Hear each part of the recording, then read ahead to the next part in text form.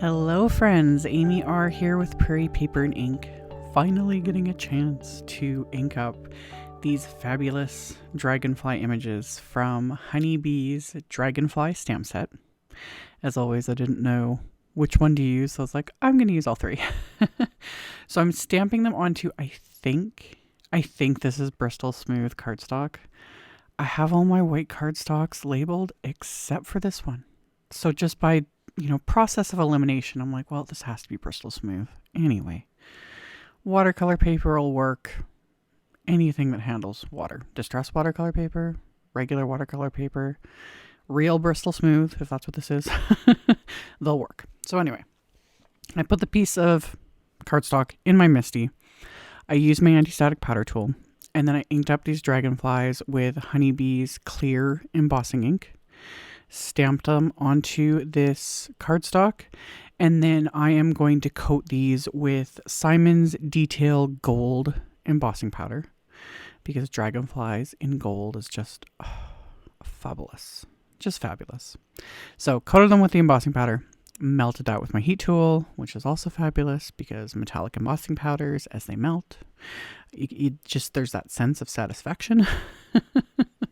It never gets old. I've been doing this for 20 years and I still love heat embossing. It's just fun. So anyway, I've got my background, I've got my dragonflies, and then I just have my little plastic palette, and I smushed Salvaged Patina, Prize Ribbon, and Villainous Potion Distress Inks onto that. And then I'm just picking up the color.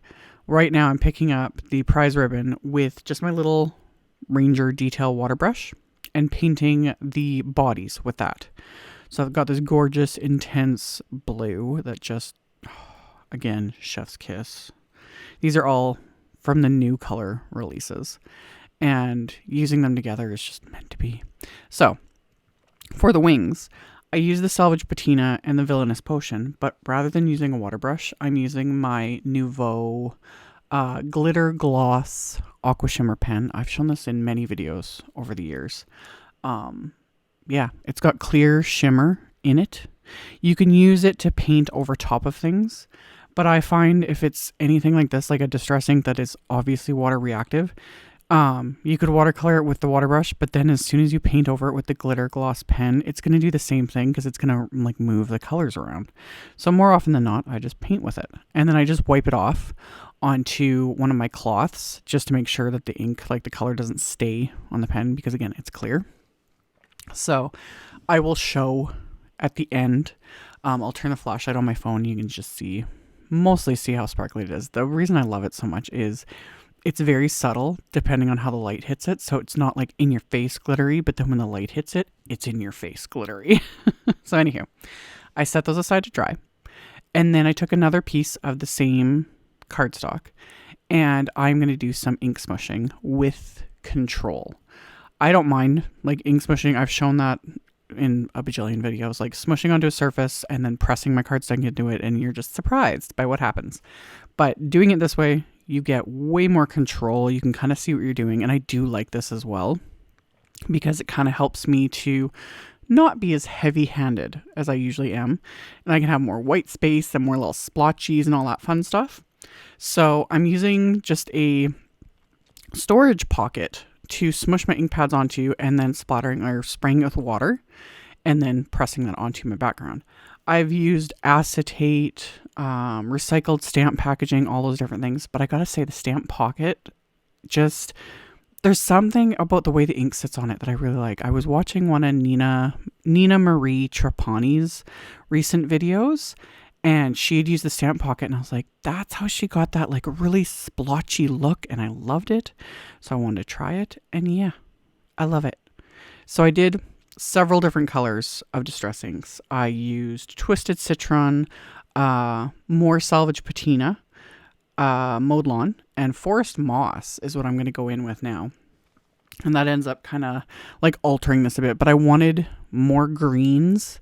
And off camera, I actually ended up adding a bit more Modelon, just to add a bit more color to this, because I'm going to die cut these with some of Honeybee's Greenery honey cuts. So I wanted green, So greens with that little bit of Salvaged Patina, again, chef's kiss. And ink smooshing is just, it's therapeutic. You know, you don't have to be an expert at coloring. You don't have to be an expert at anything. I'm not an expert. I've been doing it 20 years. I'm not an expert in nothing. I just like playing with ink and paper and wafer dyes and all the things. So, but ink smooshing, it's just fun, really. So, after everything was dry, I die cut it with a couple of those Greenery honey cuts. The Dragonflies, I die cut with the coordinating wafer dyes. And then I ran some white cardstock through my die cut machine with the A2 pierced cover plate. And it's, again, fabulous. I love those. I'm so glad Honeybee's releasing these. I hope we get like lots and lots more, because I love that bit of like texture and detail you get, but it's not actually die cut. It's just, you just run it through and you're done. Love it. So I couldn't not add splatter though, of course. I'm using salvaged patina distress paint for my splatter. I need to remember to do this more often because I have practically every color of distress paint that's available. There's something about splattering with the paint. I like it a lot. I get a more, it sits more on, because it's a paint, it's an acrylic paint, it sits more on the top of the cardstock. Whereas when you're using inks to do splatter, the ink is going to soak in, and sometimes, like normally I don't care, because you guys know I add like 5 bajillion kinds of splatter, but the paint gives just a really nice splatter. That's the only way I can explain it, especially when it's just on a white background. So I splattered with that paint. I set those backgrounds aside to dry. While that was drying, I worked on my sentiments. So I used the Kind Buzzword, and I layered a couple layers with white cardstock, and then I topped it with a gold matte cardstock to give it that dimension that I love.